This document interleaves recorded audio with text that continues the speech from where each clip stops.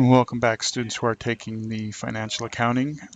We're working on the Chapter 1 problems, Group B, and it was problem 38B that we last stopped on. And this here is the next one in the series of videos in order to try to work through that problem.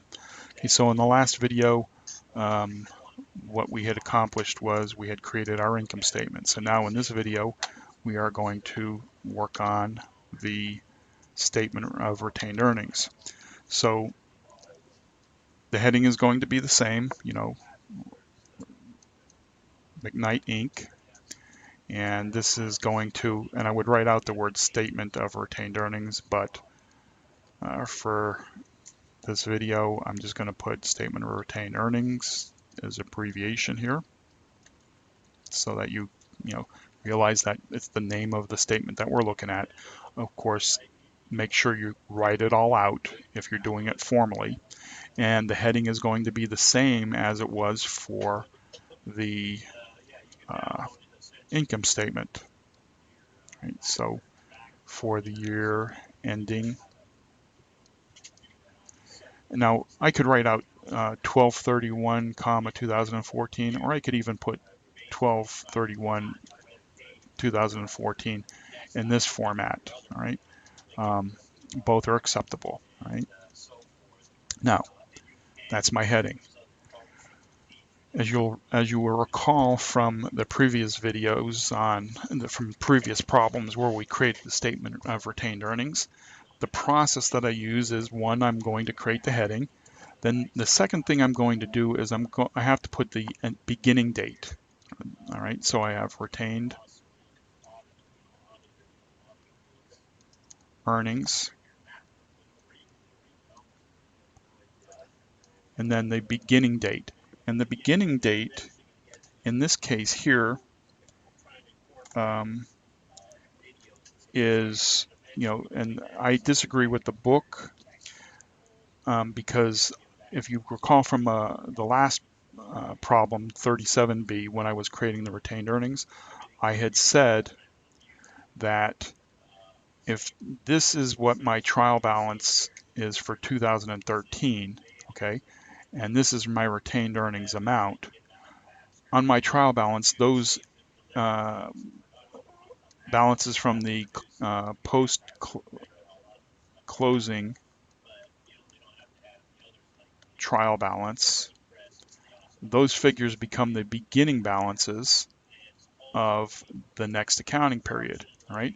So the beginning balance for this period, since it's the entire year, begins not on December 31st of 2013, it's actually 1/1/2014, okay? So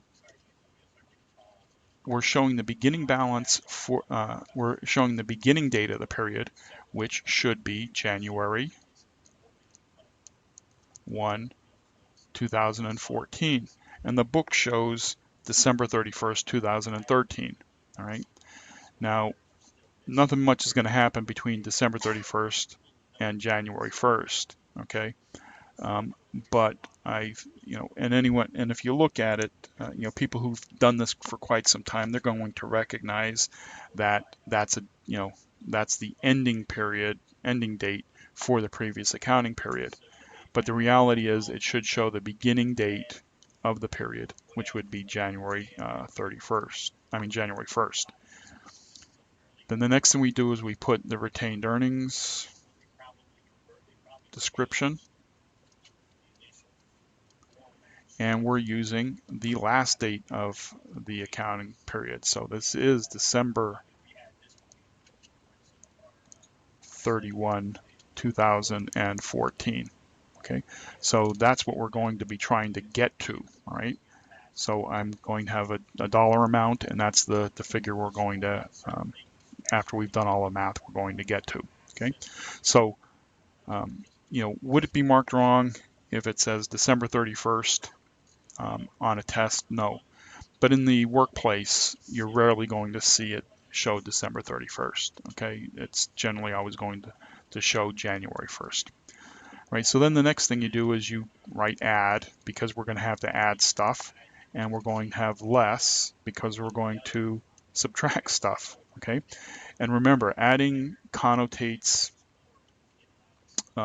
adding whatever that figure is. Less connotates whatever we're going to subtract whatever that figure is. We're not going to use a negative number.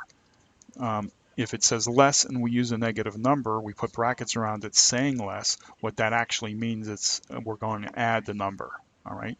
So by writing the word less as part of the description, we're able to write, a positive number here in our retained earnings in this mathematical calculation. If we didn't have the word less here, let's just say, for example, we wrote dividends, okay, and we know that we're subtracting out the dividends, then we would have to write, put the brackets around it or show that it's a negative number over here because it's a subtraction, right? A deduction, a decrease. But because we write the word less, we know that we're going to subtract out that figure, and therefore we don't have to make it a negative number over here, okay? The brackets that I show, and if you're wondering, negative numbers are written like that by most accountants. We don't write the word minus 32,000 like that. We write a bracket and put the 32,000 inside the brackets, okay? When I say brackets, I don't mean round brackets. I mean the greater than or less than symbols, okay? That's what you use when you're typing up your financial statements.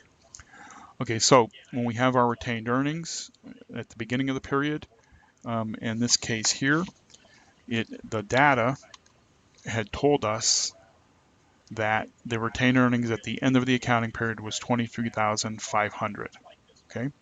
And while we're here, there's a payment of 40,000 in dividends to the stockholders. Okay.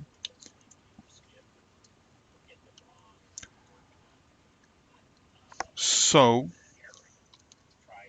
we're going to add in our net income. I'm sorry, I'm adding my net income. I didn't write in the retained earnings amount, right? So the first number in the column, and that amount was 23,500 as of December 31st, 2014, which is our January 1st, 2014 beginning figure. Then we're going to add in the net income. And our net income comes from our income statement, which in this case was the 61,500. And that's why we do the income statement first, because we need to be able to have that number in order to complete the statement of retained earnings. So we're going to have a subtotal here. Now, do we have to have a subtotal? No, we don't, but it's generally accepted that we do, okay? And that means we're at $85,000 here, okay? Then we have less. Well, we have to take out any dividends that were paid out. So less dividends, and that's 40,000. So when we subtract remember the word less here, connotates a subtraction here, right? That's why we write the word less, right? Even though we write the number as a positive number. Remember, on our financial statements, we try to use positive numbers as much as possible, okay? If we want a negative number, we can use the word less, okay? You'll see that in the future for things like accumulated depreciation. It'll be written less accumulated depreciation, all right? But the number that we actually use is a positive number. So 85,000 less 40,000 means my retained earnings are 45,000, okay? And that is it. Now, this here retained earnings, 45,000, okay, is going to show up on our balance sheet, okay, which we're going to create that one in the next video here, right? But notice the progression. We had to create the income statement, in order to get the 61,500, and that shows up on our retained earnings. And then the retained earnings of 45,000 will show up on our balance sheet. Okay? And the important thing to take away from this, just like in the last video, is, kind of go through a step-by-step process. All right. 1, create the heading. 2, put in the beginning date and the ending date. I'm sorry, so that's 2. Then 3, write add and less. Okay. Then start filling in the numbers and the information. Okay. Put in the numbers, write in your net income, create the subtotal, put the dividend, and do the final math in order to get the retained earnings at the end of the year. Okay. So that's it for now, and I will stop the video. Again, if you don't understand something, watch it again, and if you still have a question, feel free to contact an instructor, and I'll see you in the next video to do the balance sheet and finish out the problem.